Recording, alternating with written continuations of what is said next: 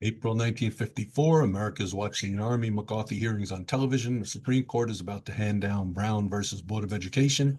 And on NBC Radio, one of Hollywood's biggest stars is doing something unexpected, playing a wandering cowboy on the radio. James Stewart didn't need radio work. He was already an A-list movie star, a legitimate war hero who'd flown B-24 bombers over Nazi Germany. But he brought genuine enthusiasm to Britt Ponset, the easygoing drifter created by writer Frank Burt. Tonight's episode brings domestic comedy to the frontier. A&M has arrived in Powder Creek, determined to look after her nephew, Britt. She fusses over him, feeds him, keeps his cabin tidy, and after about a week of this smothering affection, Britt decides there's only one solution. He needs to find someone to marry her off to. What sets this show apart is Stewart's narration. During tense moments, he drops to a whisper, pulling it right into the scene. It's intimate, almost confessional, a technique that worked brilliantly on radio but would have been impossible on film. The six-shooter only lasted one season of 39 episodes, a real shame, because it's one of the finest Western series ever produced for radio. Eleanor Audley joins Stewart tonight as the well-meaning Aunt M.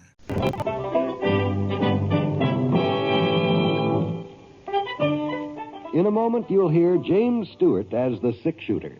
Just one of many fine programs brought to you each week on NBC. Tomorrow night, there's top comedy entertainment with The Bob Hope Show, The Phil Harris, Alice Faye Show, and Can You Top This with Senator Ford. Bob Hope delivers rapid-fire comedy routines, while Phil Harris and Alice Faye bring both mirth and music. It's a great Friday night lineup of comedy programs, all of them heard only on NBC. James Stewart as the six-shooter.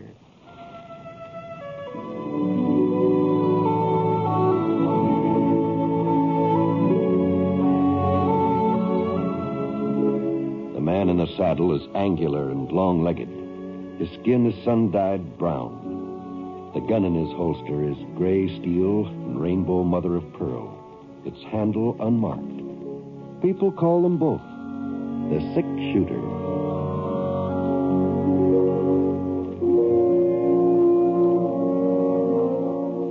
The NBC Radio Network presents James Stewart as the Six-Shooter, a transcribed series of radio dramas based on the life of Britt Ponset, the Texas plainsman who wandered through the Western Territories, leaving behind a trail of still-remembered legends.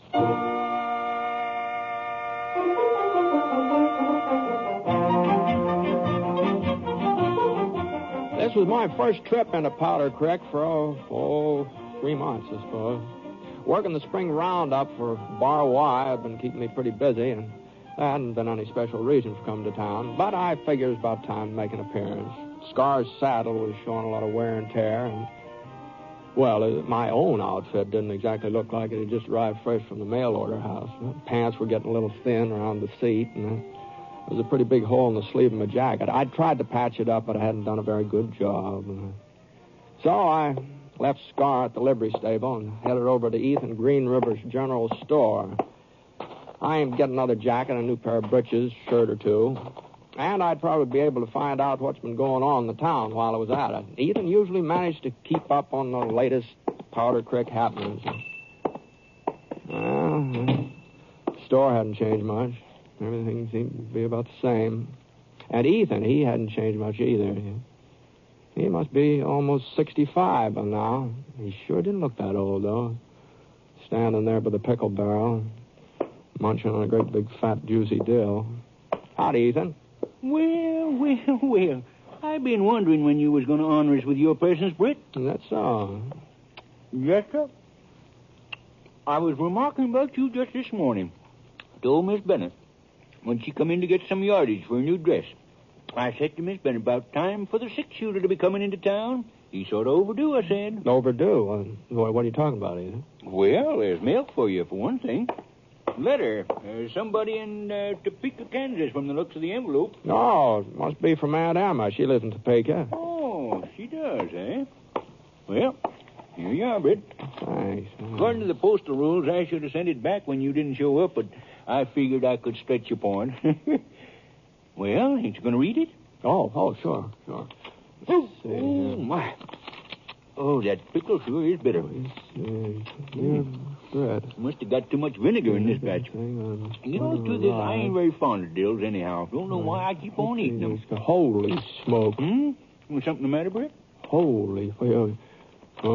it's a letter from Aunt Emma. She's coming out here to Powder Creek. Oh, going to pay you a little visit, huh? Now, ain't that nice? No, it's more than just a visit, Ethan. Oh? No, she's figuring on settling down here. Well. She aims to make this her home, look. Well, there's lots worse places a body can live. No, but she expects me to live with her. She says she's going to keep house for me. Well, Holy now, smoke. that's real considerate of her. Real considerate. No, but I appreciate her wanting to look after me, but well, doggone it, Ethan. Now, you know I couldn't settle down, not permanently. I'm used to traveling around and living alone and bunking wherever my fancy strikes. You know that. Yeah, sure. But maybe it's good for you to take root someplace, huh? You know what they say, Britt? Rolling stone gathers no moss. Living alone does have its disadvantages. Oh, well, now, you're a fine one to talk. Well. I haven't noticed you making any effort to acquire a family. Oh, now, look here. I'm a lot older than you are. Too old to change my ways. But you're still a young buck. You ought to be sort of pliable like. Yes, sir, I think you ought to take your aunt up on this here offer her. You don't think anything of the kind, Ethan. No, you do not. You're just trying to get my goat, that's all. Not at all. I know you. I'll just write Aunt Emma tonight, and I'll thank her for what she wants to do for me. But I'll just explain. I'll just explain to her and tell her. I kind of doubt that a letter would reach her in time to hit her off, Britt. What? Yeah, that one she sent you has been here for several weeks now. Oh, yeah, well, I guess I'll just send her a telegram then. That line out of Powder Creek is still working, isn't it? Oh, yeah. Ain't been a single breakdown lately, not since them Apaches headed south back into their own territory. Yeah, well, that's what I'll do then. I'll just telegraph her. Well, I kind of doubt that a telegram would do much good either. Huh? Seeing as how your Aunt Emma's already in Powder Creek. Yeah, well, I'll send her one anyhow. What? Yes, sir. She got here a week ago last Tuesday. Come in on the Santa Fe. Brung a whole load of furniture, too. Well, now, hold on, Ethan. Now, you're not serious. You're joking Well, about no, this. I'm not. Just you take a stroll over to the old Mac Dennis house. You know, on the corner behind the bank? Yeah. Well, yes, sir. Your aunt rented the place right after she arrived. Must be all moved in by now. Well, I just don't know what to say. I understand she's got your room all fixed up waiting for you. My room? Well, that's what she's here for, ain't it? To look after you. Well, I don't need any looking after. Well, maybe not, but it appears your Aunt Emma's got other ideas. Seems to be a real understanding lady, though. Says it's all right for you to keep Sky if your heart's set on it. To keep Sky? What? Well, she probably don't care much for horses herself, you see. Now, you just listen to me, Ethan Green River. I'm not going to live here on that, I never asked Aunt Emma to go. She shouldn't take it upon herself with the old Mac Dennis house, you said. Yeah, that's the one. Ain't very fancy, but from here on, it's going to be home sweet home, hey, Britt? I'll just see about that.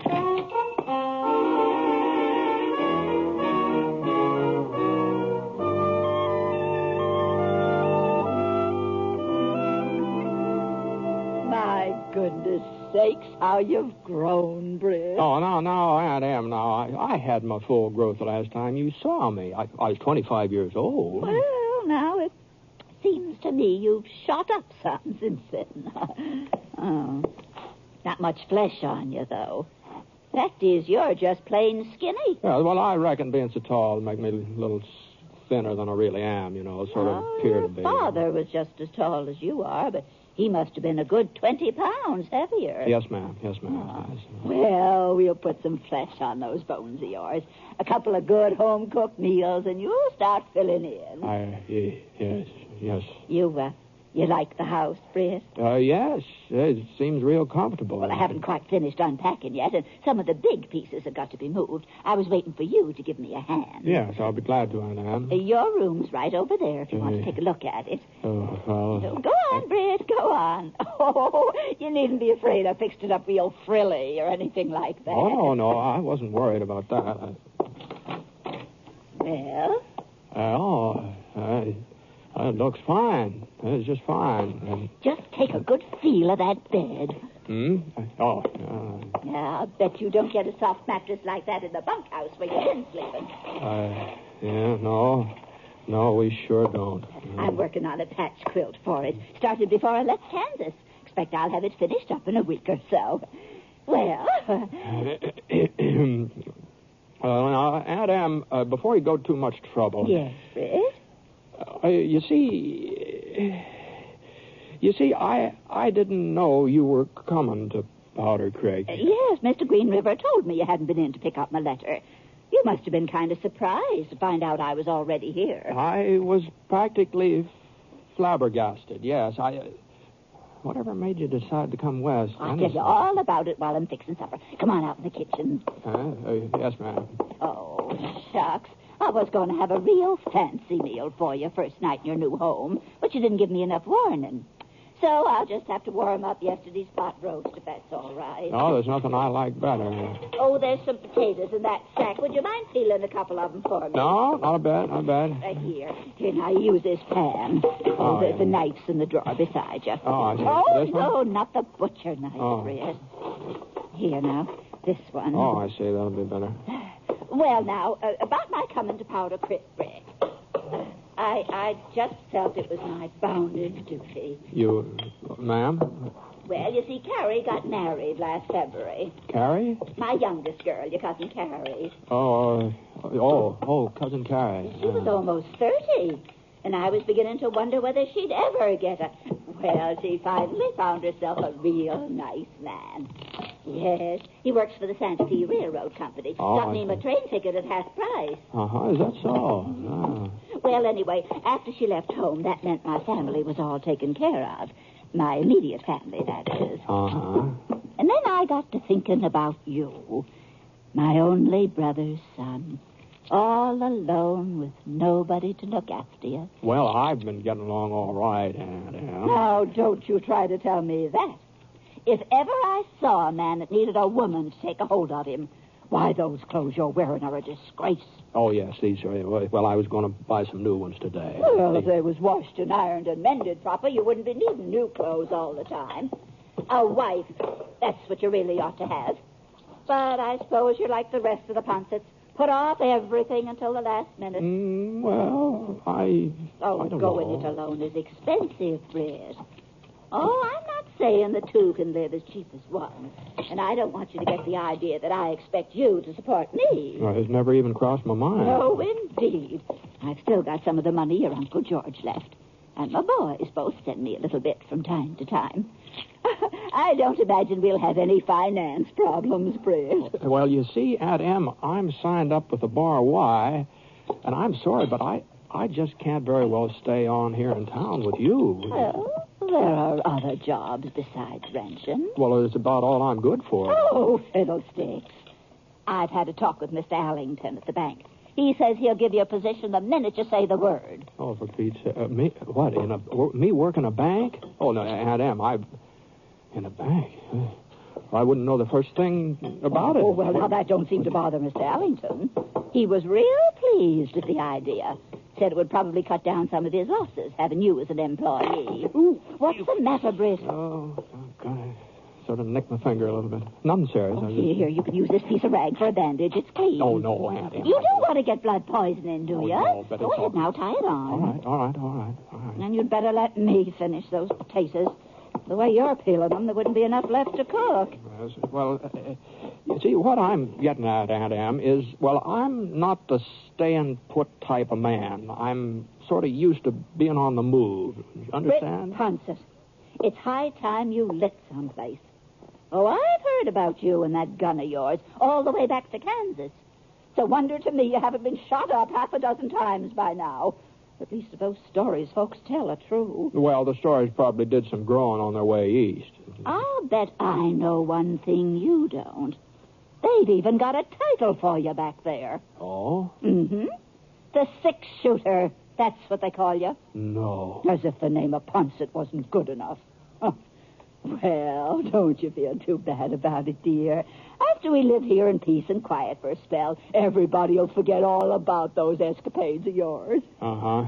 Now, Aunt Em, there's just something I've got to explain to you, and I want you to understand that Britt, I know what you're trying to say. You think I'm making a big sacrifice in coming here and setting up a home for you. No, not exactly. No sacrifice, Britt. No, indeed. And is not just a feeling of duty either.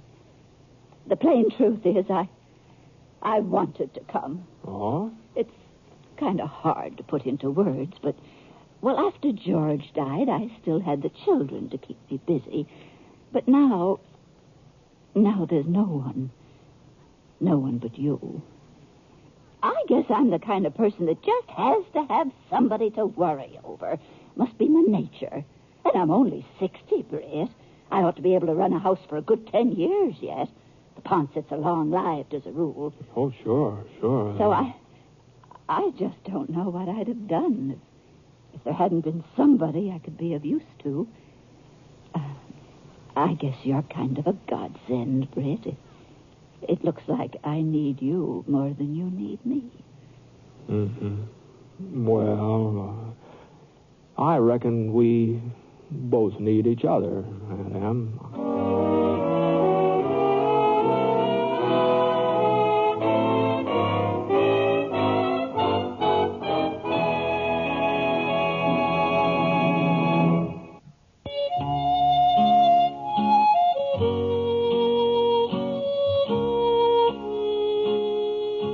Well, I made out about as well as could be expected that first night I stayed with Aunt Emma. I wasn't exactly what you'd call comfortable. The bed was too darn soft, for one thing. And it wasn't easy getting used to having another person around all the time. Leastways, it wasn't easy getting used to Aunt Emma. I knew she had my best interest. Britt Ponset, you eat the rest of those turnips. They're good for you. And, before I forget it, don't you think you ought to see about getting a haircut? It's hanging way down the back of your neck. And whenever she asked me to do something, well, I sure didn't have any right to object. They were things that had to be done. And a sack of flour, a spool of number 60 white thread, and some empty fruit jars. I think I'll put up some of that rhubarb out in the garden. Looks real nice to me. And as for the advice she gave me, well, it was probably good advice. Well worth listening to. I just don't see why you can't try working at the bank, Britt. If you don't take to it, you can always quit. I'm not saying that you have to keep on with it for the rest of your life. Well, after a week, I knew that I couldn't go on much farther, so... And when Dan Porterfield came in, I told him I'd be back to the ranch by the end of the month. But I sure didn't know how I was going to manage it. I just couldn't leave Aunt Em, not without hurting her. She just needed somebody like me to fuss over her. And there wasn't anyone else who seemed to fit the bill. At least nobody I could think of right offhand. Yeah, here's the last of it, Britt. Coffee, salt, bacon, cut material. That's all in it. Yeah, that's all, Ethan. I'll say one thing. You sure surprised me, Britt. I don't see why. Well, I do. I figured you wouldn't stay on with your aunt not more than 2-3 days at the very outside. But by Jiminy, it's over a week now, ain't it? Oh, no, it hasn't been a week, but it couldn't be that long. By George, it is a week anyway. The time sure does fly when a man's contented and satisfied, you know? Huh? Ethan, I'm going to let you in on a little secret. You remember the other day when you first told me Aunt Emma was in town? Sure. Well, now, the truth of the matter is I was kind of upset. I didn't exactly welcome the idea. It ain't no secret, Britt. I guess I know how I'd feel was I in your place. Well, that's just it, Ethan. I never realized what I've been missing all these years. What are you talking about? I want to tell you that I wouldn't give up living with Aunt Em for all the gold in California. In the first place, she's the finest cook that ever lived. Why, her hot biscuits alone is enough to make your mouth water, and that isn't the half of it. She takes care of all my clothes. I can put on a clean pair of socks every day if I have a mind to do it. No. A clean pair every single day if I want to. But the best part of it is that I'm not lonely anymore. Gosh, it sure is nice to have somebody to talk to and to play casino with in the evenings. Yeah?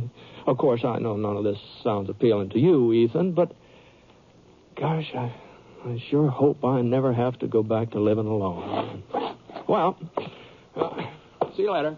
Huh? Oh, yeah. I'll be seeing you, Britt.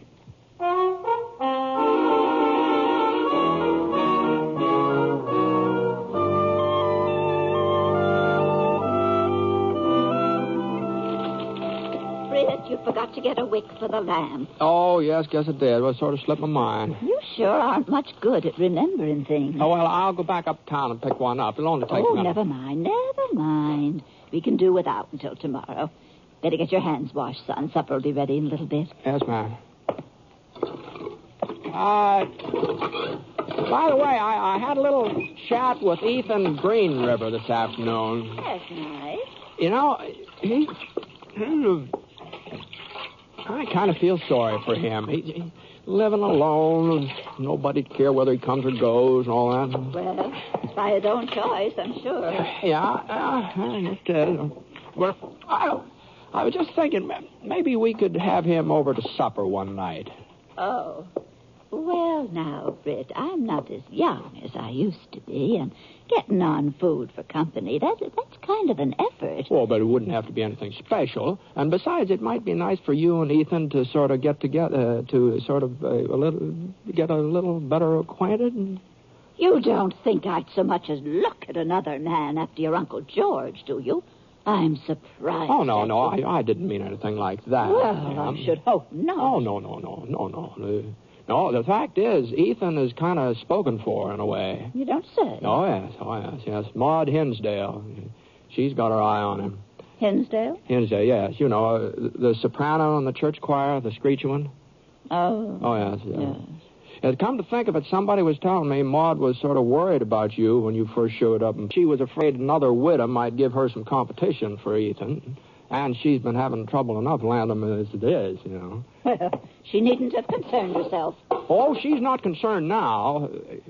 Not since she's seen you. What? No, at least that's the story I got. Well, for Maud Hinsdale's information, I've had plenty of chances to remarry since your uncle passed on. Oh, sure you have, Annie. I'm sure you have. And now that you mention it, tomorrow night might be a very good time to have Mr. Green River over for supper. I was planning on chicken and dumplings, and there'll be plenty for 3. Well, now, you're sure it won't mean too much work for you? Oh, what's a little work, Britt? This is your home as much as it is mine. Your friends are always welcome. Oh, fine, Anna. That's real generous of you.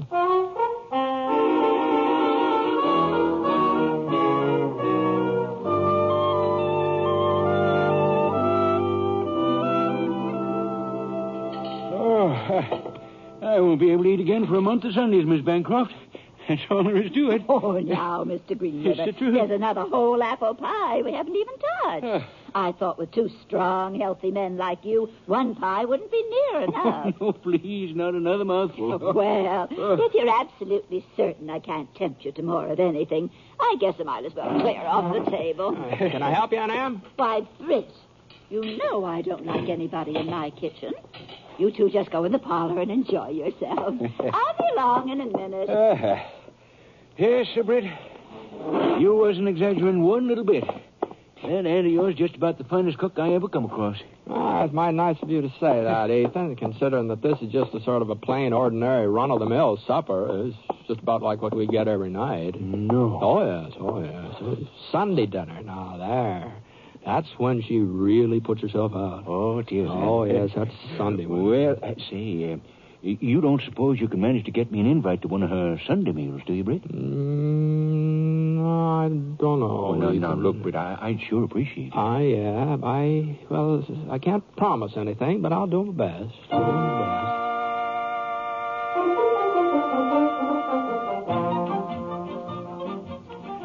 Well, for the next 10 days or so, Ethan was practically a steady boarder at Aunt Emma's. And he sure did put it away, too. Aunt Emma didn't seem to mind. She said she liked to see a man enjoy his food, and Ethan more than obliged her. I tried to leave them alone as often as I could, but as far as I could tell, their friendship just didn't seem to be progressing past the dining room table. Looked like I just have to sort of give Ethan a little touch of spur. So one evening after spare ribs and sauerkraut, while Aunt Em was out in the kitchen doing the dishes. Oh, you gotta let my belt out another notch. That's all there is to it. Ethan. Yeah. There's something I've been meaning to ask you. You're right ahead, Britt. Well, now, you know I'm Aunt Emma's only relative. Uh-huh. In Powder Creek, that is. Yeah. She's sort of my responsibility. Mm-hmm. Mm-hmm. Well, what I'm getting at is your intentions. My what? Your intentions about Emma. I see what you're driving at now, Britt. Well, you don't have anything to worry about. I don't? No. I won't deny I'm real fond of Emma, and it's more than just a cooking, too. Under other circumstances, well, I might even consider asking her to marry me. Other circumstances? Yeah, well, you told me how you'd feel if anything happened to upset this little home you've got here, and I'd be the last man in the world to cause you any misery, Britt. Why, you're one of my closest friends. Now, just hold on here a minute. Now, look, but you can take my word for it. You and Emma can live on here together just as long as you've a mind to, and I won't do a thing to interfere. But I'd like you to interfere. Huh? If you want to marry Aunt Emma and she wants to marry you, you'd be doing me a favor. No, Britt. I just won't let you make such a sacrifice. A sacrifice? Yes, that's just what it is, a sacrifice. All right, Ethan. You can believe whatever you like, but I've made up my mind. I'm not staying here in Powder Creek. I'm heading back to the Bar Y the first thing in the morning, and after I'm gone, Aunt Em will be all alone here, all alone, unless you plan to do something about it.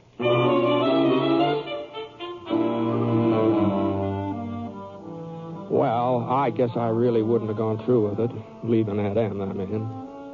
But I was pretty sure that Ethan really liked her. And all he needed was a little prod. Well, a big prod. Anyhow, I got Scar out of the barn and rode around for an hour or so. But when I came back to the house, Ethan's buggy was gone.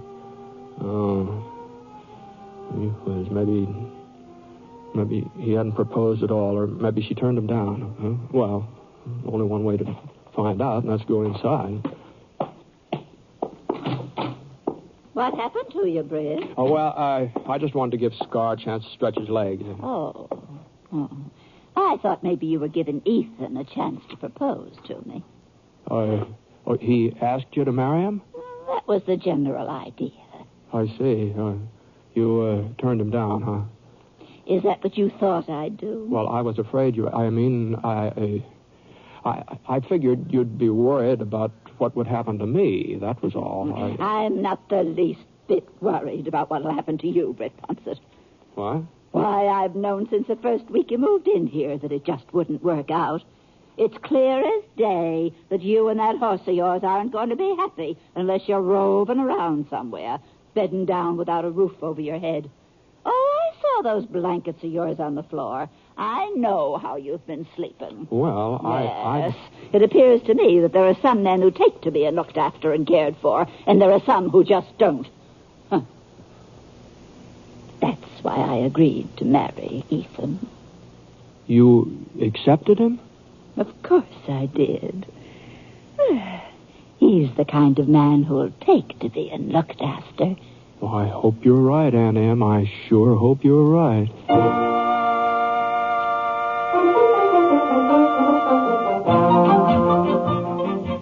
And you know she was 100% right. Why, the next time I came through Powder Creek to visit Aunt Em and Uncle Ethan, well, sir, he was just about the most married man I ever saw. And so help me, he seemed to enjoy it, too. Of course, maybe when I'm his age, I guess I don't need to start worrying about it now.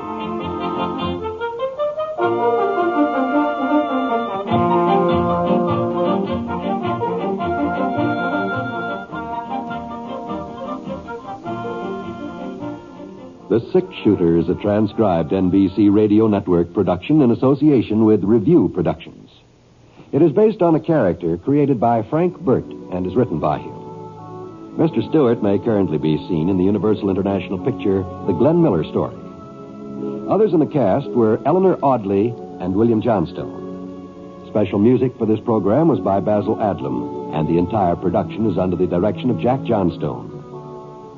All characters and incidents were fictitious, and any resemblance to actual characters or incidents is purely coincidental. By the way, you'll be interested in knowing that the Six Shooter has been chosen for broadcast to our men overseas through the facilities of the Armed Forces Radio Services. This is John Wall speaking.